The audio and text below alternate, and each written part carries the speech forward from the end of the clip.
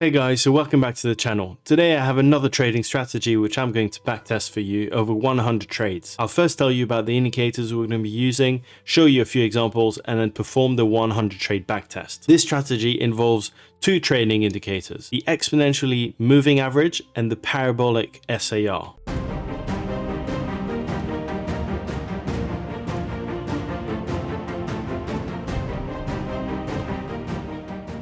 So guys, if you want to support this channel and receive exclusive access to all the strategies we've backtested so far, please check out our Patreon's page. We also have a Discord live chat, which you can use to ask any questions to the community. The first 30 people joining the middle tier will automatically have full access to the top tier at no extra cost, allowing you to send a strategy for me to backtest. I've seen a few of you have already joined, so thank you so much. I will create a video similar to the one you're watching right now and present everyone with the results. So please consider having a look at the first link in the description, and I hope to see many of you on the Discord community. So the parabolic SAR attempts to give traders an edge by highlighting the direction an asset is moving, as well as providing entry and exit points. An exponential moving average, also known as an EMA, is a type of moving average that places a greater weight and significance on the most recent data points. The exponential moving average is also referred to as the exponentially weighted moving average. So an EMA reacts more significantly to recent price changes than a simple moving average, which applies an equal weight to all observations in the period. So this backtest is based on the 15-minute time frame on GBP JPY. So here's the strategy. We go long when the SAR is below the price and the 8 EMA is above the 21 EMA, and we go short when the SAR is above the price and when the EMA is below the 21 EMA. We place the stop loss at the last swing. We do not have a maximum number of trades that we can have open at any given time, and we have a fixed 1-to-3 risk to reward ratio on all trades, and the stop loss will be a trailing stop loss, which means that when the open profit reaches 1R, we move the stop loss by 1R. So this will really work on trending markets. So let's see how this performs. I'll show you a few examples and then we'll go straight into the backtest. So here we are, guys, on the GBP USD chart, 15-minute time frame. We'll go ahead and add the indicators. So the first indicator is the parabolic SAR. So you're going to click on the first one, and then we want to use two EMAs. So the 8 and 21 EMA. So we'll go ahead and edit the first indicator, so the SAR. The settings of this indicator will remain the same. So the start is 0.02, the increment is 0.02, and the max value remains 0.2. However, I'm just going to change the color to white and make the dots a bit thicker so it's a bit more obvious, and then click OK. And for the two EMAs, it's going to be 8. The length of the short time frame EMA is 8, and then we're going to change the method to EMA, obviously, and then the second one is 21, and then change the method to EMA as well. I might change the colors so we can differentiate it. The shorter EMA is going to be red, and the longer EMA is going to be blue. So as you can see, when the red EMA, which is the 8 EMA, is below the blue EMA, we're looking for short positions, and when it's above, we're looking for long positions. So in this case, the red EMA is below the blue EMA, the parabolic SAR is above the price, so we're looking for a short position. So we would go short after this big candle, put the stop loss at the last swing, so either right here or there, and then ride the wave until the trend reverses. And then similarly, right here, the conditions are met after this one candle. So right here, there's a crossover of EMAs and the parabolic SAR is below the price. So you would go long right here, place the stop loss probably here if you want to make it safe, or you could essentially place it here, which looks like to be the later swing, and then ride the wave with a trailing stop loss. So let me show you a few more examples and then we'll dive into the backtest. So here are a couple of more examples. So right here, we've got the 8 EMA crosses above the 21 EMA. The parabolic SAR is below the price. So we go long after this candle, after that crossover. We go long, we place the stop loss at the last swing,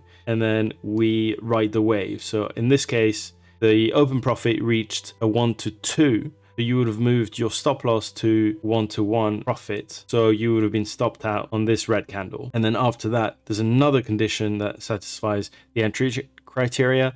So you would go long right here. We place the stop loss at the last swing, and then you write the wave. However, in this case, it reached a maximum of 1.56 almost. And you would have moved your stop loss to break even. Similarly here, you would go long again, and then that's a bit of a longer trade. It would have reached 1-to-2. So that would have been a 1-to-1 risk to reward ratio, and you would have been stopped out right here on this red candle. Obviously, you could have gone long again right here and here. This would have been most probably a loss. And then similarly for short positions, the red EMA crosses the blue EMA downward, so you would go short after this massive candle, place the stop loss at the last swing, which is pretty far. However, this would have been a loss. And then here you would have gone short again. The reason why I put the stop loss at this level was just because we have a support level right here and this one quite close. So this could have been considered as a last swing. However, you could have obviously put it here. This would have been a loss. In this case, this would have been a break-even trade. So there you go, a couple of examples. Let's dive into the back test, see how this performs on the 15-minute time frame, and I'll see you for the results.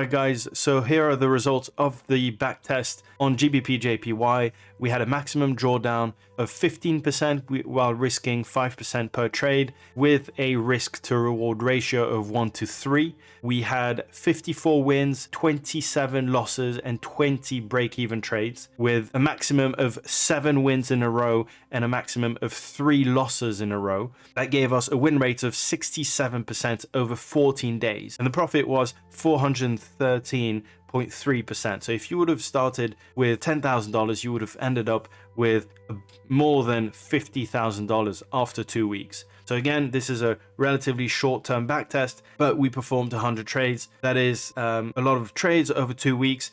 So, you know, there were instances when we were kind of breaking even or taking losses.